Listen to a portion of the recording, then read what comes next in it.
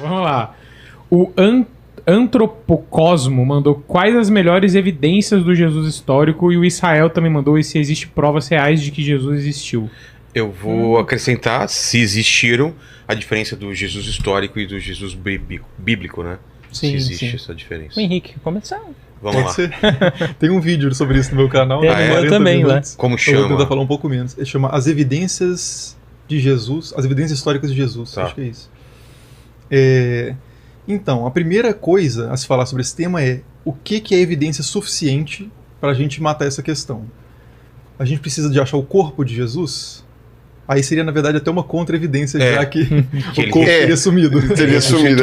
Ou você prova que ele existiu, mas que não era quem dizia que era. Né? Pode ser. Você precisa ter algo escrito por Jesus. Que tipo de documentação satisfaria a pessoa para ela acreditar que Jesus existiu como um personagem histórico, né? Sem levar para a questão de se ele fez milagre de fato, Sim. que a gente pode separar depois.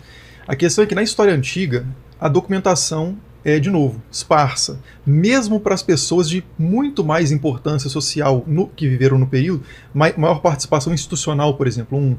O prefeito da Judéia nos tempos de Jesus, Pôncio Pilatos. Certo. Pôncio Pilatos... Demorou para ter provas dele, né? Foi recente, né? A prova arqueológica, assim, e ainda não... A gente poderia duvidar da existência dele. Mas a gente tem um pedaço de um edifício que traz o nome de Pilatos ali na Judéia, atribuindo esse edifício, né, Pilatos dedicando esse edifício ao imperador da época.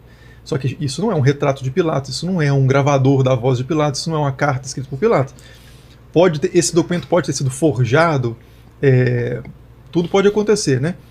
Mas, então tem essa questão dos critérios que a gente vai utilizar. E de novo, né, como você disse, essa resposta arqueológica, essa evidência arqueológica de que Pilatos existiu, ela foi descoberta, se eu não me engano, já no século XX. Eu falo a data certinha lá no vídeo. Ou seja, minha avó era viva, minha avó nasceu em 1924. Ela era viva e não existia uma evidência concreta de Pilatos. Né? Então é uma coisa realmente muito recente. E ele era o prefeito da Judéia no período do Império Romano, que acumulava grande documentação burocrática, etc. E mesmo assim a gente não tinha nada sobre o cara, praticamente, em termos mais diretos, se é que você considera isso direto, né? Não é tão direto como uma ossada e tal, mas é algo relativamente direto, concreto. Beleza, então Pilatos, a gente tem pouquíssimas evidências, o que a gente vai ter mais são evidências textuais, né? Tanto dentro dos evangelhos quanto fora. Então, Jesus era uma figura que, se a gente for confiar nos evangelhos, não era uma figura com grande participação política institucional. Estava à margem, né? Nem mesmo nas sinagogas era uma presença muito frequente, pelo que aparece nos evangelhos. Ele vai na sinagoga, faz uma leitura, mas você não vê Jesus o tempo inteiro nas sinagogas ou como membro de uma sinagoga. Então, assim, é uma figura que tipo de registros ele deixaria historicamente? Uma figura provavelmente não tinha muitos pertences, não tinha... as pessoas com as quais ele convivia talvez não soubessem sequer escrever, para deixar algum registro contemporâneo a ele. Aí as pessoas falam assim, mas o cara era o filho de Deus, como é que não vai deixar uma documentação farta? Como é que todo mundo não vai falar sobre o cara? Ele era o filho de Deus para pouquíssimas pessoas daquela época, só vai se tornar um filho de Deus para muita gente, sei lá, no 4º século depois de Cristo, principalmente, e aí a gente vai ter documentação. Não, e ainda tem a treta, né? Tem a treta dos arianistas lá, para saber se ele era filho de Deus, mas se ele era Deus encarnado ou não, e toda essa coisa. Sim. Isso aí já entra na questão do Jesus teológico. Né? A gente pode deixar compreensões pra daqui a sobre pouco, esse personagem histórico que pode ter existido ou não. Mas então, assim, o que a gente tem de documentação mais importante sobre Jesus? São principalmente textos que falam sobre um tal Cristo que começou um movimento, e as próprias cartas de Paulo mesmo, se a gente quiser pegar dentro do Novo Testamento, é que algumas pessoas excluem essa parte, porque querem documentação extra-bíblica, como se por estar fora da Bíblia fosse um critério já de historicidade maior, e não necessariamente, as pessoas fora da Bíblia também têm os seus vieses, né? Então você lê mas enfim, se você quiser começar no Novo Testamento, você tem cartas de Paulo que são datadas consensualmente de mais ou menos dos anos 50. Então, assim, é relativamente contemporâneo a Jesus. Uns 20 anos depois da morte dele. Isso, Paulo escrevia enquanto tinha pessoas que conheceram Jesus vivas, e Paulo diz que esteve com o irmão de Jesus, né, Tiago, e que esteve com o seu apóstolo mais próximo, Pedro. Inclusive fala de disputas contra Pedro e contra Tiago, por divergências doutrinárias. Se ele estivesse inventando isso, será que ele inventaria uma história em que ele discorda das figuras que estão mais próximas ainda do que ele, que não conheceu Jesus em vida? Então isso já é bastante sugestivo. E assim os outros livros, os evangelhos também mais ou menos datados ali a partir do ano 70. Então você tem essas evidências indiretas. E aí depois você tem documentação fora da Bíblia, né? Mas de novo, o fato de estar na Bíblia ou não, depois é que essas coisas se tornam a Bíblia também, né? Mas isso é outra história. Eram só textos, tem cartas. Isso também, né?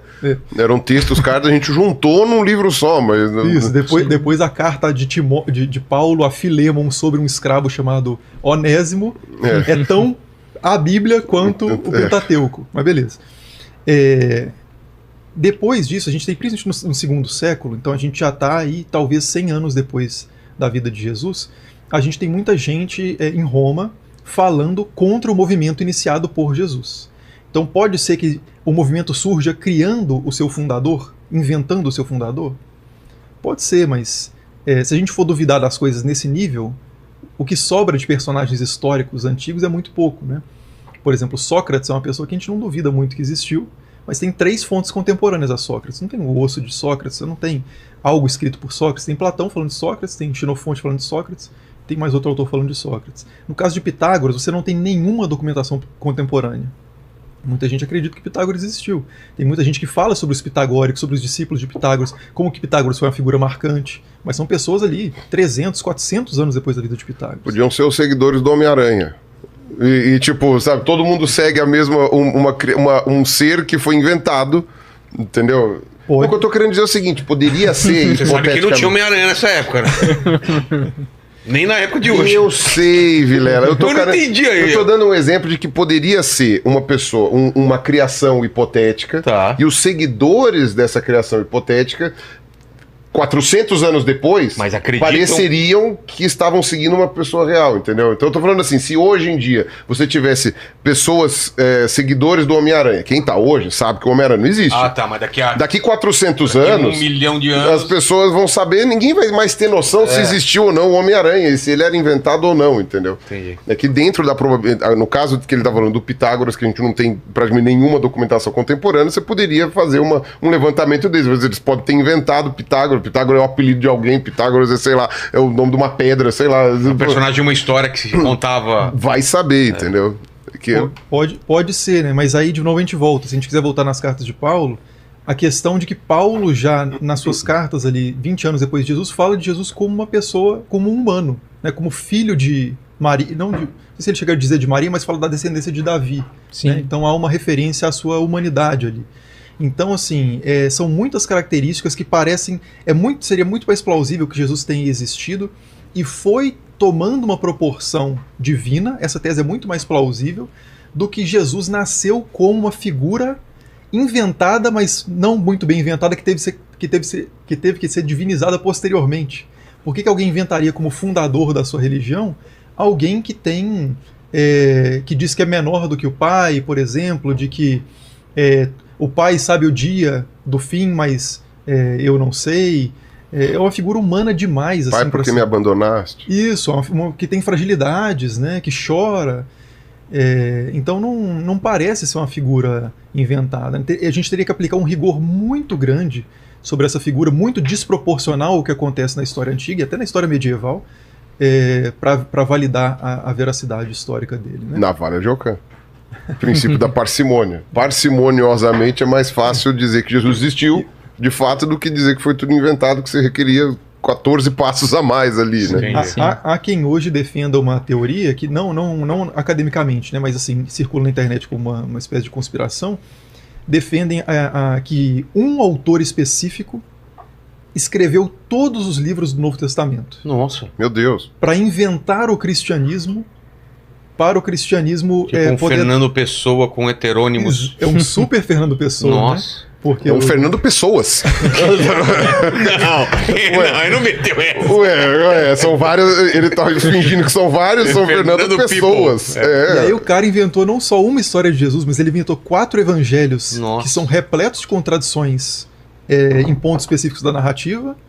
Se Jesus curou duas pessoas na entrada da cidade, ou no final, ou quantos anjos eram na sepultura, quem que entrou exatamente na sepultura, quem entrou. Há muitas divergências dentro dos relatos dos evangelhos.